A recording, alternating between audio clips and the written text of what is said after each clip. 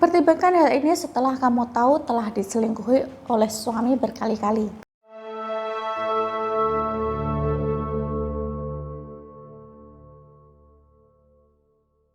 Apakah pasangan mengkhianati kita terus-menerus? Jika iya, apakah kita akan memaafkannya lagi atau kita sudah mulai mempertimbangkan untuk menyudahi hubungan? Di saat kita sangat mencintai pasangan, masalah dalam hubungan itu selalu hadir. Dibohongi satu kali oleh pasangan adalah masalah besar. Dan kini kita masih berjuang menyelamatkan hubungan dari perselingkuhan berkali-kali. Terlepas dari beberapa kali pasangan mengkhianati kita, rasa sakit yang terasa nyata dan bagaimana kita akan melewati semua ini sangat penting.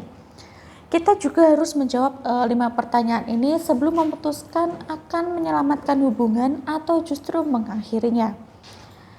Yang pertama, apakah dia ini benar-benar menyesal? Bertahan dari perselingkuhan yang berulang dan menjaga hubungan tetap utuh lebih sulit dibandingkan perselingkuhan yang terjadi satu kali.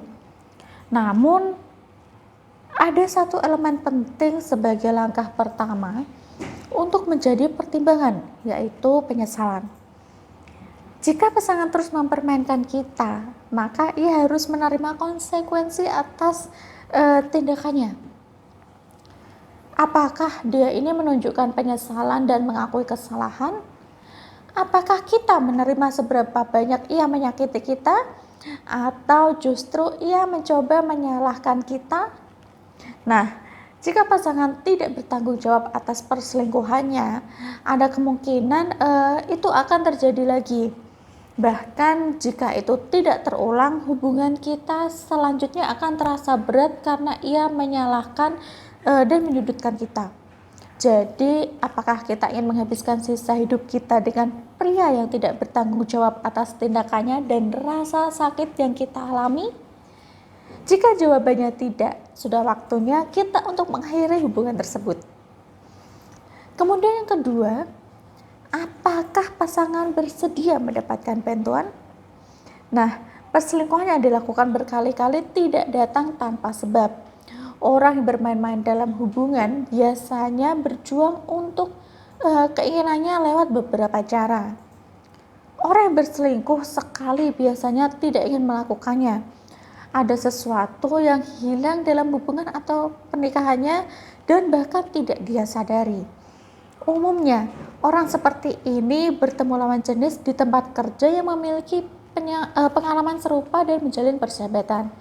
Ketika menjadi sahabat, perasaan mereka mulai tumbuh dan hubungan ini bisa mengarah ke perselingkuhan.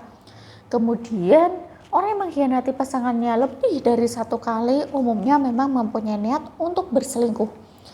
Bisa jadi dia tidak bahagia dan menginginkan sosok yang mengerti akan dirinya atau kebutuhan untuk berhubungan seks dengan orang lain agar merasa nyaman.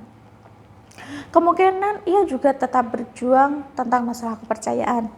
Banyak alasan mengapa pasangan berbohong kepada kita berulang kali.